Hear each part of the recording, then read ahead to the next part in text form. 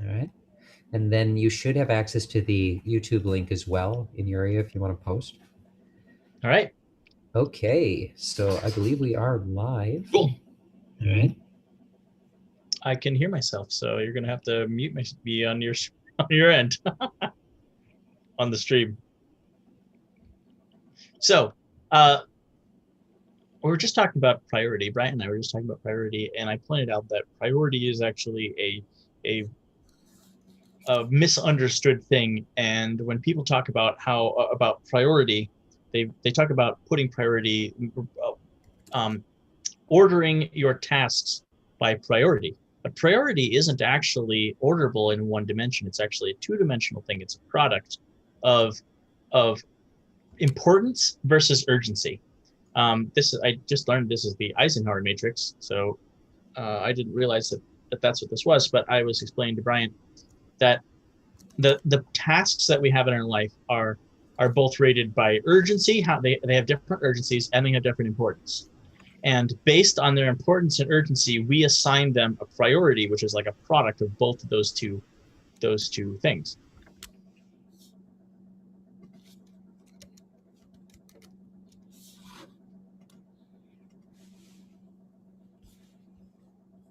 So when it comes down to it, if someone is viewing their priorities in a linear manner, how does this help them?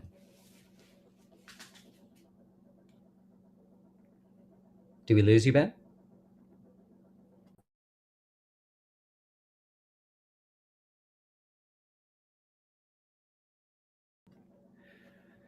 Mr. Holloran? So to fill a little bit of time since he's away at the moment, have you ever approached your projects in the idea of, okay, I have one on the table in front of me, and then I have one behind me, and then I have one on the shelf that I'm not working on in any capacity. And you're sort of rotating between those projects. And we have Ben joining us back. And go ahead and bring up your share. I was just sharing the idea of the three rotating projects Yeah. while you were offline there. And so it's really interesting how, with, for example, my brain and Ben's, which may not be the same as others, and we intend to only offer an option here as context that you can rotate through things, and we'll let Ben get back into the idea of urgency and importance. Thanks for joining back up, Ben. Yeah. So yay for internet hiccups. But anyway, the point is you have all these different tasks that are rated by different things, and we usually get stuck in an urgency. We usually get stuck with doing the tasks that are urgent and not doing the tasks that are important. So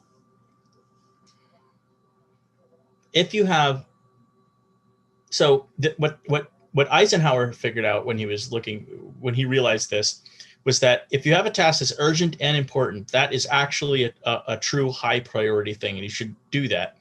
But if it's important and not urgent, you should be planning on it so that you can work on it later. That way, when it becomes urgent, you're all ready to do it.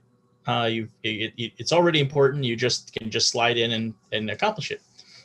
But the things that are not important, if they're not important and they're not urgent, we should not be doing them. And if they're urgent but not important, we should be finding ways to not do those ones. These are like the person that's calling the phone call from a telemarketer, right? It's really urgent that you answer or don't answer that phone call because it's annoying, but it's not important. And so that's when we do things like put our phone on silent while we're in focus mode, or and then when we have things that are important, like it's really important that we do something in 2 months, we should plan for that and get it ready to be.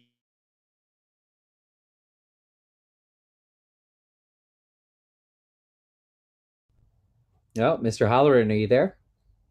Yeah. So yeah, I think he's bridging into what Ben's saying. Yes, it's amazing to plan for things that are really important, and urgency certainly needs to be planned for, like any good project manager knows. When it comes down to it, this can be a personal kind of thing that you do for yourself, and really in the sense of discipline and diligence, being able to follow through on those kinds of things or work with people that give you the right gases is another part of the process. So yeah, this can be very much a personal thing as well as something that you can use with any size of team. Ben, do we have you joining back, sir, with all your wonderful planning advice? Well, I'm getting some audio. I think he's there. Yep, I'm back. Apparently, when I share my screen, it doesn't like it. All right. Um, Let's just talk about it. So where were you, sir? I basically just finished. I was explaining that instead of uh, thinking that urgency is the same thing as priority, a mixture, instead shift your thinking to that a mixture of importance and urgency is priority. Don't work on the things that are not important, and don't let things that are urgent take away from the things that are important. That's an interesting question. So let's say my wife, for example, urgently needs me to support her through a major medical crisis, right? Or That my sounds important to me. that sounds extremely urgent at the same Yeah, time. both So urgent. Yes, yes. what if I'm not also going to be able to pay the future medical bills if I let my company go at the same time? Well, getting into a catch-22 where you either have a problem now or a problem later is not actually the point of this, because that's a different dilemma. This is more about keeping you from spending all of your time answering and deleting spam emails where in because they're really urgent, to keep the notification number down instead of focusing on the other important things that are going on, like instead of ranking by importance.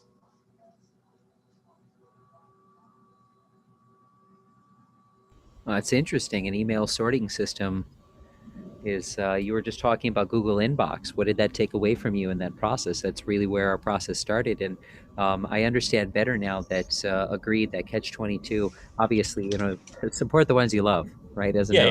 yeah. And things will work themselves out. It's incredible what the human spirit can accomplish. But yeah, when it comes to filtering your notifications, is something that's really close to a lot of people. So, what is your advice there, Ben? What did Google Inbox do for you?